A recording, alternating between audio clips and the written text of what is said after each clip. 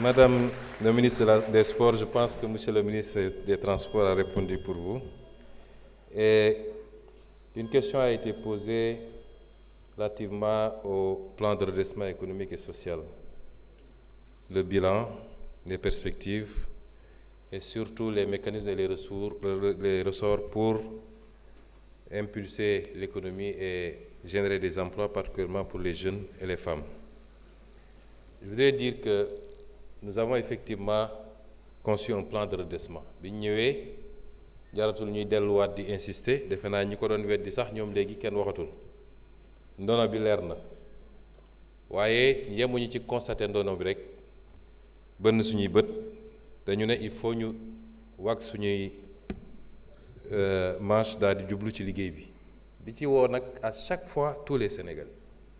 la dynamique populaire citoyenne moo ñuy permettre ñu génn ci la ñu togg li ñuy wax plan de redressement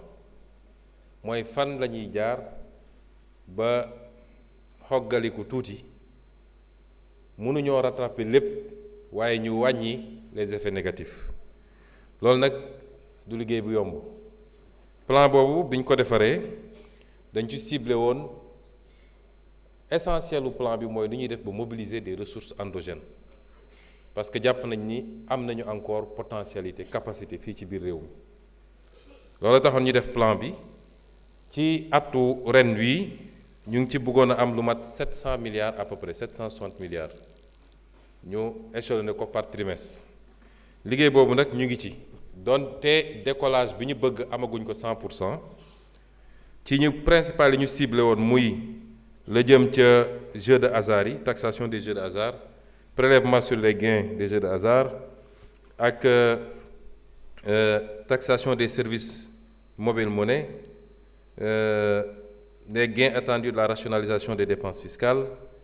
réactivation des droits à l'importation des téléphones taxe sur l'exportation d'or taxe sur l'importation de véhicules et j'en passe et j'en passe presse bi commencé na jur ay résultats am ndax trimestre bi ñu nekk donte am nañu moins-value mais ci trimestre bii ñu nekk presse bi sur un objectif pratiquement de 91 milliards génne na 52 milliards te ñu ngi continuer ci liggéey bi lii andi yenn jafe-jafe yi nag mooy presse bi day dem crescendo day monter en puissance am na ci yoo xam ne am na jumtuwaay yu ñu war a defar ba pare par exemple lépp lu jëm ci taxation mobile monnaie bi lépp lu jëm ci contrôle des jeux dafa am ay application yu ñu war a valider appel d'offres yi def nañ ko nit ñaa ngi liggéey ci cahier de charge yi pour yenn yi suñu installé yooyu dina gën a yombal perception taxe yi nga xam ne dafa jëm par exemple ci wàllu suuf si am na loo xam ne liggéeyu évaluation la moo tax li ñu war a jàpp ci presse bi mooy luy évoluer la au fur et à mesure ñuy dem mais ñu xam ni day évoluer d'abord ci nii ñu ko concevoir te marge bi yaatu na wax naa ko léegi buñ ko tënk rek sax d'ailleurs ci yi nga xam ne dugal nañ ko ci presse bi mais dama faroon di wax nii soo jëlee lu mel ni l'impôt foncier ci Sénégal peut-être su ma laajoon fii député yi ñaata ñoo defe naa échéance bi monsieur le ministre des finances kañ la woon mars moo ne woon échéance bi waaye xam naa ni bu ma laajoon député yi ñaataa def seen déclaration foncière ba moytul du bëri te noonu la amee feneen ak feneen y compris peut-être membre gouvernement bi kon matière bi mi ngi fi bu ñu góorgóorloo tuuti améliorer les performances des administrations am na loo xam ne mën na xettali état bi xettali askan wi ndax état bi li muy collecté wu ko pour poosam dañ koy delloosi ci askan wi te loolu dinaa ci delloosi léegi donc fexe ba lii nga xam ne mooy presse bi ci boppam nga xam ne lu ñu yokk la ci lañ daan def ci loi de finance bi moo tax revenu li ñu waxante woon sax mooy dañ koy séquestrer lépp lu presse bi jur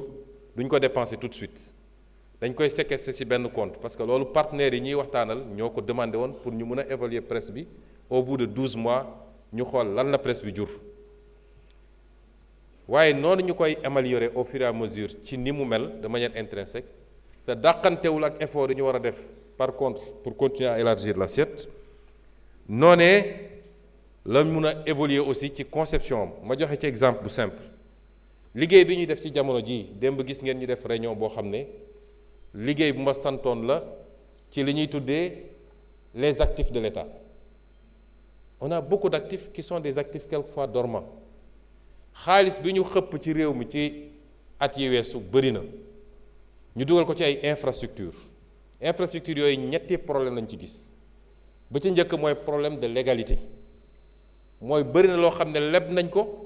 te lebuñu ko ni ñu ko waroon lebee ndax jaarul fii Assemblée nationale la représentation parlementaire autorisé ko donc newul ci cadrage bi loolu problème légalité la posé mooy la fameuse dette cachée. ñaareel problème bi mooy problème mu licéité mooy lenn ci alal googu duggul fi mu waroon dugg damm na ci ay poosu jàmbur mu dugg problème mu andi problème licéité. ñetteel bi doon problème mu opportunité mooy di nga def infrastructure boo xam ne newuloon priorité ci réew mi ña ngi ko defal sax xamuñu njëriñ bi nga def ko ba pare ñu tëj ko fañ ko tëj kenn jëfandikoo ko parce que du yitte ci population yi. yooyu yëpp boo ko boolee nag dugal ci li jëm ci surfacturation yi li jëm ci malfaçon yi nga ne lii dinaa ko joxe ci anam gi la nga ko joxe nekk lu yées loolu mooy problème bi ñu am ci infrastructure yooyu. démb def nañ ci réunion bu am solo nañu wéyal liggéey bi mais li ma ci bëgg a wax mooy donte problème yooyu yëpp am na infrastructure yooyu mi ngi fii naka la ñuy def ba mu jëriñ Sénégal jëriñ askan wi.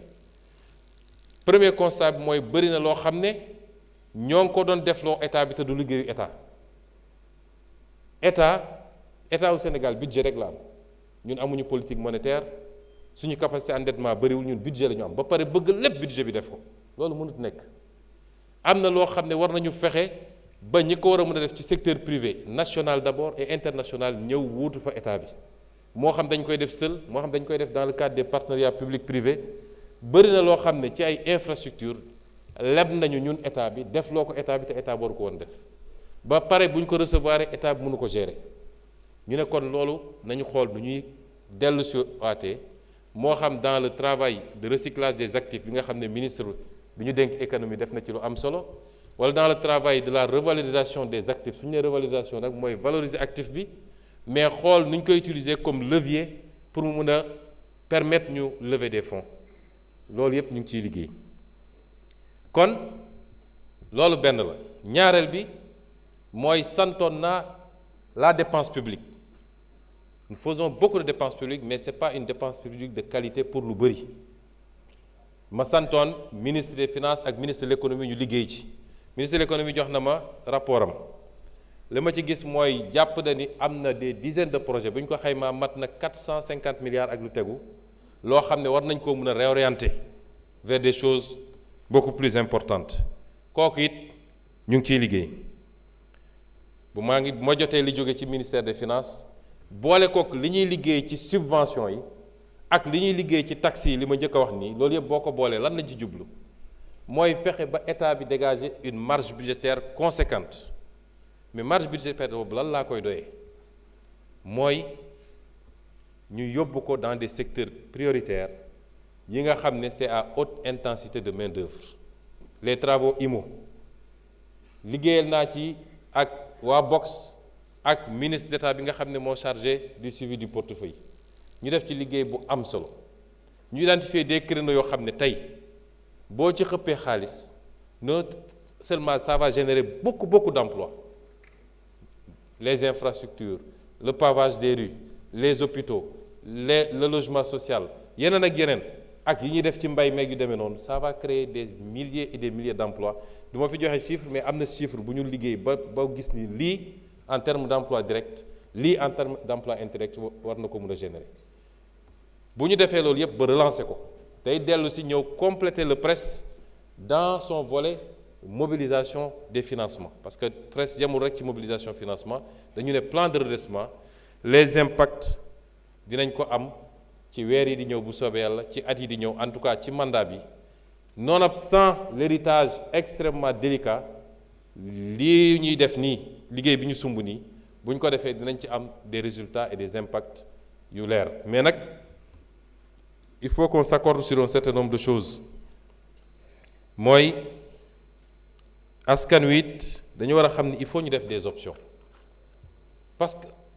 li andi situation bi ñu dund mooy faire des investissements tappale yi wax ma investissement prioritaire opportun mais prix tappale yi yow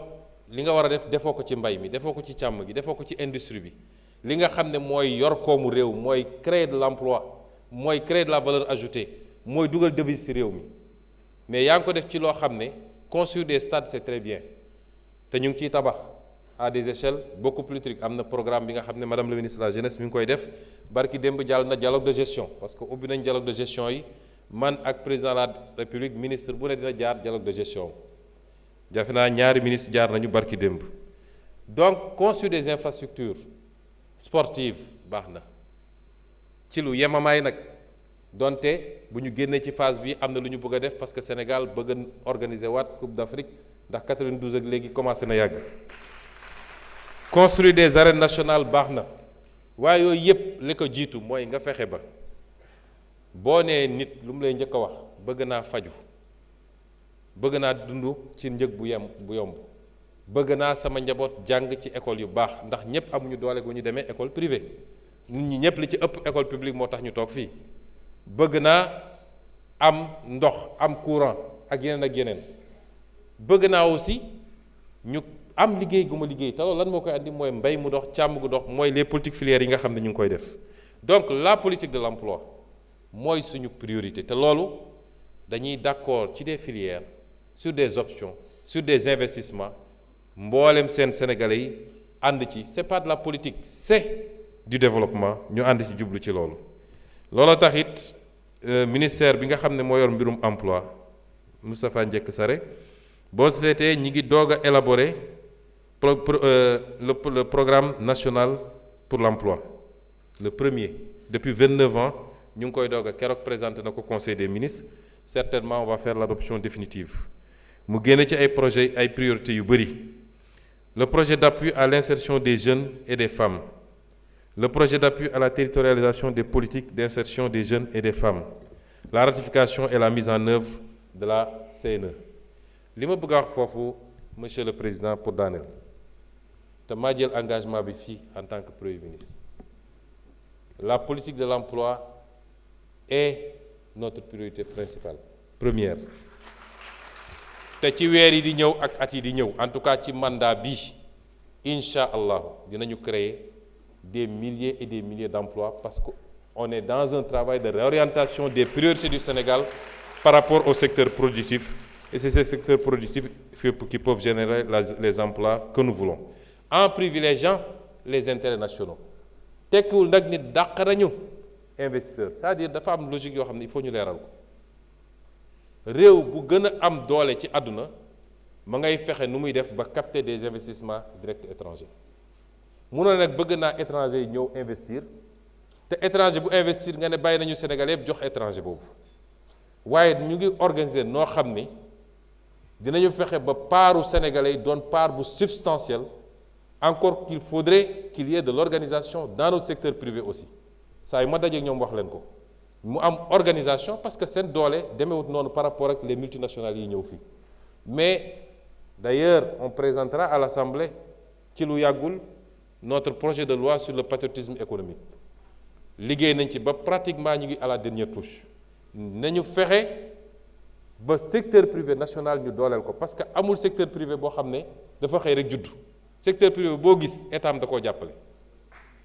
ba ñi nga xam ne am nañu doole seen état gi leen di continuer jàppale da ngay dem ci réew yu développé yi quand un fleuron de leur économie a des problèmes l'État en fait une affaire d'État ba repreneur bi dañu xool saytu donte mbirum privé la war ngaa xëy mun a jaay ku la neex waaye lu ñuy saytu la ba xam ndax ki ko war a jël méngoo nag les intérêts stratégiques du pays wala déet c'est vous dire donc que nous allons ensemble créer ces emplois pour les jeunes pour les femmes pour tous les Sénégalais je ne peux pas garantir à tout le monde un emploi mais des milliers d'emplois seront créés incha allah ñu ngi leen di gërëm di leen sant. Monsieur le Premier ministre, vous avez 6 minutes de plus. Vous avez 6 minutes de plus, hein? Ok. D'accord. On continue sur les les questions. Honorable Nafi Kane, vous avez la parole. Honorable Ramatoulaye Bodian se prépare.